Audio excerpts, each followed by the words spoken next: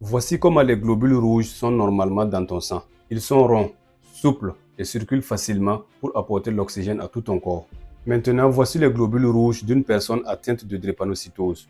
Ils ne sont plus ronds, ils deviennent rigides, déformés en forme de faucille. Le problème, c'est que ces globules rouges anormaux circulent mal. Ils peuvent se bloquer dans les petits vaisseaux, empêcher le sang de circuler normalement et priver les organes d'oxygène. Quand le sang circule mal, cela provoque des douleurs intenses le plus souvent au niveau des os, une fatigue chronique, une anémie sévère et parfois des infections fréquentes. Si la maladie n'est pas bien suivie, elle peut entraîner des crises douloureuses répétées, une atteinte des poumons, des problèmes rénaux et dans certains cas, un retard de croissance chez l'enfant. Quand on est drépanocytaire, certaines choses peuvent déclencher les crises. La déshydratation, le fait de ne pas boire assez, le froid, le stress intense, les infections non traitées et les efforts physiques excessifs. Mais on peut bien vivre avec la drépanocytose si on adopte les bons réflexes. Boire beaucoup d'eau chaque jour, consulter régulièrement, traiter rapidement toute infection, respecter le suivi médical et éviter l'automédication. La vraie prévention, c'est le dépistage.